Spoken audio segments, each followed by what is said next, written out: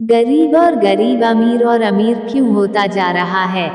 आज की दुनिया में आपने देखा होगा कि आपके आसपास के गरीब लाचार लोगों की स्थिति बद से बदतर होती जा रही है, वहीं अमीरों की तिजोरा दिन दुगनी और रात चौगुनी बढ़ती जा रही है। ऐसे में हमारे मन में सवाल तो आता ही है कि गरीब और गरीब वहीं अमीर होकर अमीर क्यों और कैसे होते जा रहे हैं। इस सवाल का जवाब जानने के लिए हमें माता पार्वती और भोलेनाथ के संवाद के बारे में जानना होगा।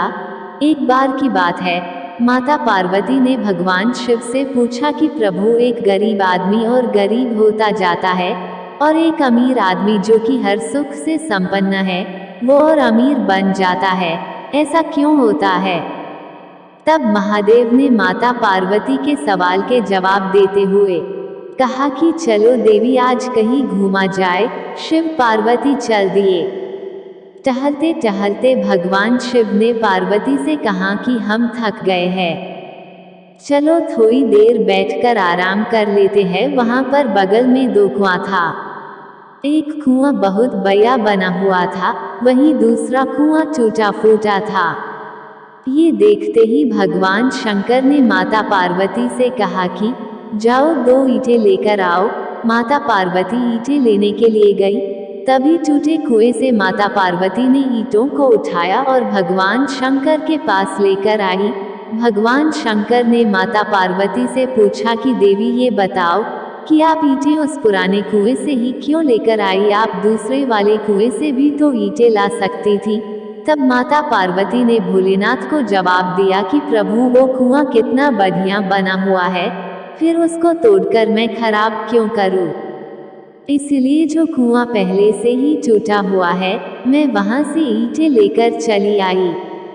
भगवान भोलेनाथ ने कहा कि देवी, इसी तरह से जिस मनुष्य का जैसा कर्म होता है, उसी के अनुसार उसे फल मिलता है। इंसान के पूर्व जन्म के कर्म के अनुसार उसके भाग्य का निर्धारण होता है। जो जैसा कर्म करता है, उसी के अनुसार उस कुल में उसका जन्म होता है।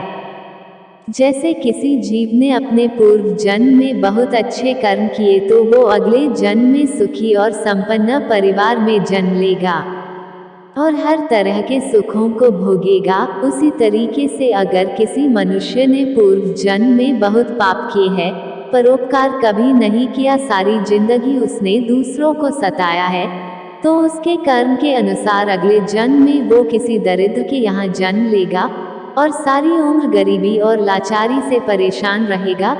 इसके साथ ही भगवान शिव ने माता पार्वती से कहा कि देवी, अब आपको आपके प्रश्नों का जवाब मिल गया होगा।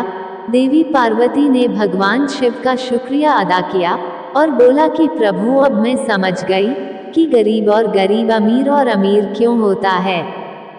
समय से पहले और भाग्य से ज्यादा न कभी किसी को मिला है और ना ही मिलेगा।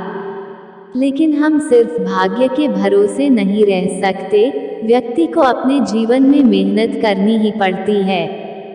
बिना परिश्रम के अगर व्यक्ति यह चाहे कि सब कुछ मिल जाए जो मेरे भाग्य में है, वो बिल्कुल भी संभव नहीं होता है, क्योंकि तेजी से बढ़ रहे इस जीवन यात्रा में इंसान की इच्छाएं कभी खत्म नहीं होती है। बिना मेहनत के भोजन भी नहीं मिल सकता है और बिना मेहनत के किसान खेती भी नहीं कर सकता है। ईश्वर ने हमें कर्म करने के लिए स्वतंत्र किया है। हम अच्छे कर्मों के द्वारा अपने भाग्य को बनाते हैं। इसके साथ ही हम अपने कर्म के द्वारा अपनी स्थितियों और परिस्थितियों को अनुकूल बना सकते हैं, उनको अच्छा कर सकते हैं। लेकिन हम अपनी कर्महीनता के कारण जो बुरी स्थितियां उत्पन्न होती है, उनका दोष भाग्य को दे देते हैं और दुनिया के सामने रोना रोते हैं कि हमारा भाग्य ही खराब है, इसलिए यह ऐसा नहीं हुआ। जबकि हम ये नहीं कहते, हम ये नहीं है सोचते कि हमने ऐसा कर्म नहीं किया है जिससे हमारी परिस्थितियां वर्तमान में विपरीत हो गई। अगर हम चाहते तो अच्छे कर्म करके उस दिशा में सकारात्मक प्रयास करके हम अपना भाग्य बदल सकते थे।